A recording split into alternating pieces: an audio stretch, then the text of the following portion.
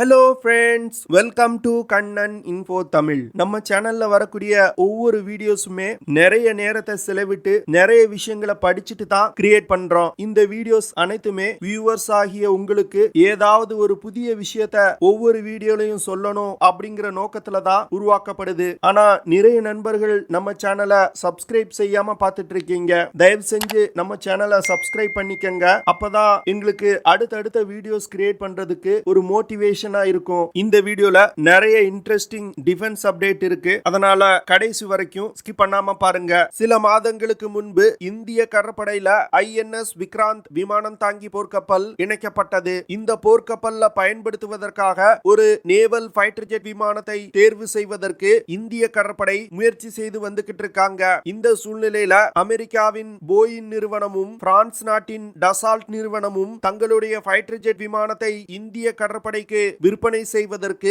கடுமையான முயற்சியில ஈடுபட்டு வந்துகிட்டு இருக்காங்க.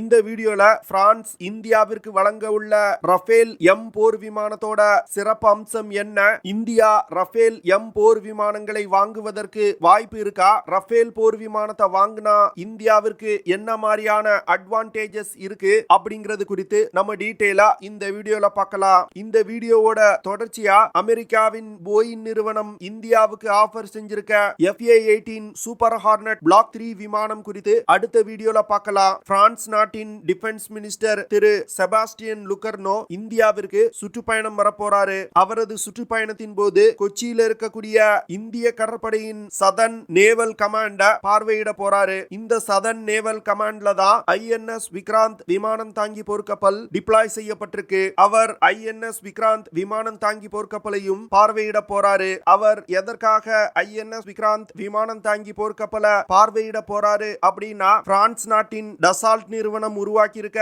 ரஃபேல்-M போர் விமானங்களை எப்படியாவது இந்தியாவிற்கு விற்பனை செய்யணும் அப்படிங்கிற நோக்கத்துல தான் ஐஎன்எஸ் விக்ராந்த் விமானம் தாங்கி போர்க்கப்பல பார்வையிடுறாரு. டசால்ட் நிறுவனத்தால் தயாரிக்கப்பட்ட ரஃபேல்-M போர் விமானங்களை பிரான்ஸ் நாடு தன்னுடைய நியூக்ளியர் பவர் ஏர்கிராப்ட் கேரியரான சார்ல்ஸ் டிகால்ல பயன்படுத்தி வர்றாங்க.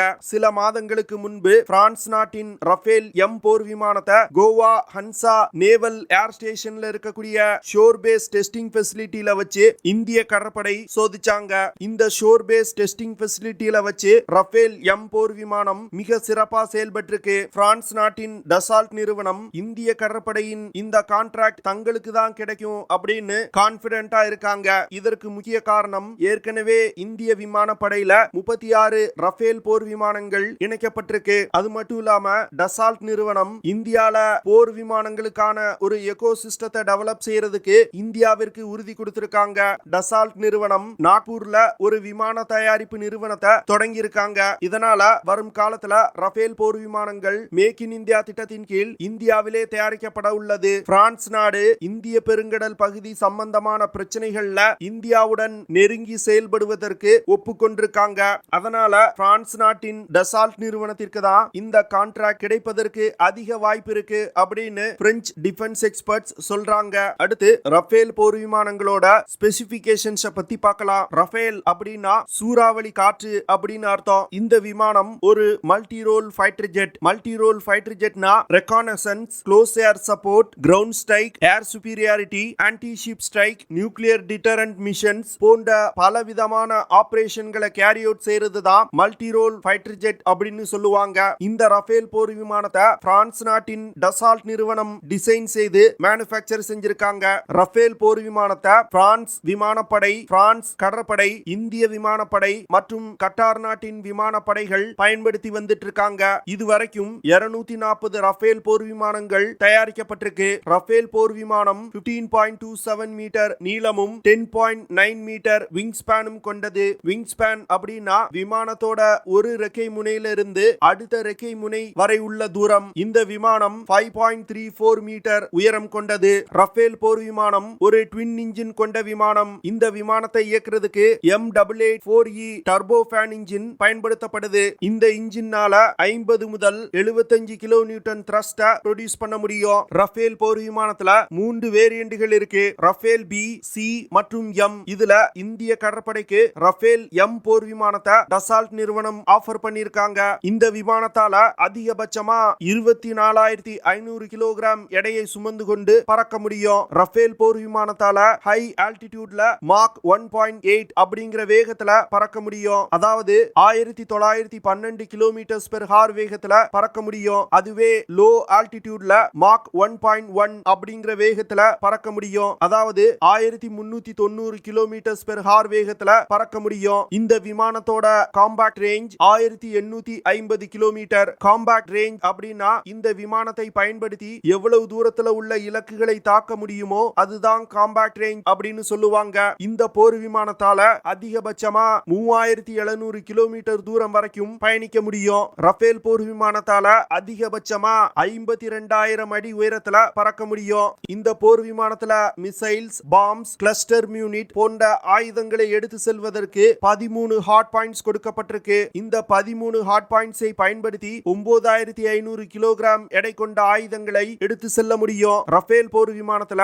MBDA நிறுவனத்தால் தயாரிக்கப்பட்ட மைகா மற்றும் மிட்டியார் மிசைல்களும் மேஜிக் 2 அப்படிங்கிற ஏர் டு ஏர் மிசைல்கள் இணைக்கப்பட்டிருக்கு. இதுல மிட்டியார் மிசைல் உலகின் தலை சிறந்த ஏர் டு ஏர் மிசைல். இந்த மிசைல்னால மாக் 4 அப்படிங்கிற வேகத்துல 200 கிலோமீட்டர் தூரத்துல உள்ள இலக்குகளை மிக துல்லியமா தாக்க முடியும். அடுத்து ரஃபேல் போர் விமானத்துல Apache, storm shadow, hammer, GBU-12, பேவ்வே 2 போன்ற ஏர் டு கிரவுண்ட் மிசைல்களும் இணைக்கப்பட்டிருக்கு. அடுத்து MBDA நிறுவனத்தால் தயாரிக்கப்பட்ட AM-39 எக்ஸோசாட் ஏர் லான்ச் ஆன்டி ஷிப் மிசைலும் ரஃபேல் போர் விமானத்துல இணைக்கப்பட்டிருக்கு. இந்த மிசைல்களை பயன்படுத்தி தான் ரஃபேல் M போர் விமானத்தால எதிரி போர் கப்பல்களை தாக்கி அழிக்க முடியும். ரஃபேல் போர் விமானத்துல ASMPA அப்படிங்கிற medium range supersonic stand off nuclear மிசைலும் இணைக்கப்பட்டிருக்கு. இந்த மிசைல்னால 100 முதல் 300 கிலோகிராம் எடை கொண்ட அணு ஆயுதங்களை சுமந்து சென்று 300 முதல் 500 கிலோமீட்டர் தூரத்துல உள்ள இலக்குகள் மீது தாக்குதல் நடத்த முடியும். ரஃபேல் போர் விமானத்துல தாலஸ் நிறுவனத்தால் தயாரிக்கப்பட்ட RBE-2AA AESA ரடார் இணைக்கப்பட்டிருக்கு. இந்த ரடார்னால 100க்கும் மேற்பட்ட ஏரியல் டார்கெட்டுகளை ஒரே நேரத்துல டிடெக்ட் செய்ய முடியும். இதனால ரஃபேல் போர் விமானங்களால் ஒரே நேரத்துல பல டார்கெட்டுகள் மீது தாக்குதல் நடத்த முடியும். அடுத்து ரஃபேல் போர் விமானத்தை எதிரிகளின் மிசைல் தாக்குதலில் இருந்து பாதுகாப்பதற்கு தாலஸ் நிறுவனத்தால் தயாரிக்கப்பட்ட Spectra electronic warfare suite system இணைக்கப்பட்டிருக்கு. இந்த ஸ்பெக்ட்ரா சிஸ்டத்தினால ரஃபேல் போர் விமானங்களை நோக்கி வரக்கூடிய மிசைல்களை இடைமறித்து தாக்கி அழிக்க முடியும். ரஃபேல் போர் விமானத்துல தாலஸ் நிறுவனத்தால் தயாரிக்கப்பட்ட sector frontal infrared search and track radar system இணைக்கப்பட்டிருக்கு. ரஃபேல் போர் விமானத்துல அதிகமான எரிபொருளை எடுத்து செல்வதற்கு 5 டிராப் டேங்க்ஸ் இணைக்க முடியும். அடுத்து ரஃபேல் போர் விமானத்துல பட்டி ரீஃபியூலிங் பாட் இணைக்கப்பட்டிருக்கு. இதன் மூலமா டேங்கர் விமானத்தை பயன்படுத்தி ரஃபேல் போர் விமானத்தை தரையிறக்காமல் வானில் வைத்தே எரிபொருள் நிரப்ப முடியும். ரஃபேல் போர் விமானத்தோட ஏர் ஃப்ரேம் டெல்டா ஷேப்ல இருக்கும். இந்த விமானத்துல கெனாட் விங்ஸ் அப்படின்னு சொல்லக்கூடிய சிறிய ரெக்கைகள் பைலட்டோட காக்பிட்டுக்கு மிக அருகில் இருக்கும். இந்த கெனாட் விங்ஸை பயன்படுத்தி குறைவான தூரம் உள்ள ரன்வேலையும் ரஃபேல் போர் விமானத்தை டேக் ஆஃப் மற்றும் லேண்டிங் செய்ய வைக்க முடியும். இதெல்லாம் தான் இந்த ரஃபேல் போர் விமானத்தோட சிறப்பு அம்சங்கள் மற்றும் தாக்கும் திறன். என்ன பொறுத்தமட்டில் இந்தியா ரஃபேல் M போர் விமானத்தை வாங்குவதற்கு மிக குறைவான வாய்ப்பு தான் இருக்கு. ஏன்னா INS விக்ராந்த் விமானம் தாங்கி போர் கப்பல்ல இருக்கக்கூடிய லிப்ட்ல ரஃபேல் M போர் விமானம் சரியா செட் ஆகல.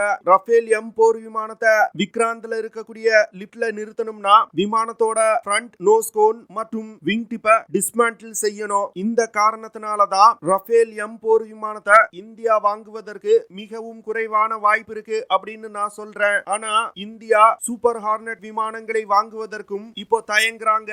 ஏன்னா சமீப காலமா அமெரிக்கா பாகிஸ்தானுக்கு ஆதரவா சில விஷயங்களை செய்ய ஆரம்பிச்சிருக்காங்க. குறிப்பா சொல்லணும் அப்படின்னா அமெரிக்கா பாகிஸ்தானுக்கு F-16 விமானங்களுடைய ஸ்பேர் பார்ட்ஸை சப்ளை செய்ய ஆரம்பிச்சிருக்காங்க. இந்த ஒரு காரணம் போதும் இந்தியா அமெரிக்காவின் சூப்பர் ஹார்னட் விமானங்களை நிராகரிப்பதற்கு. என்ன பொறுத்தமட்டில் ரஃபேல் மற்றும் சூப்பர் ஹார்னட் விமானங்களுக்கு 50-50 சான்சஸ் தான் இருக்கு. இந்த ரெண்டு விமானத்துல எந்த விமானத்தை வேண்டுமென்றாலும் இந்தியா செலக்ட் செய்யலாம். இந்தியா ரஃபேல் M போர் விமானத்தை செலக்ட் செய்யணுமா இல்ல சூப்பர் ஹார்னட் விமானத்தை செலக்ட் செய்யணுமா அப்படிங்கறத கமெண்ட்ல சொல்லுங்க.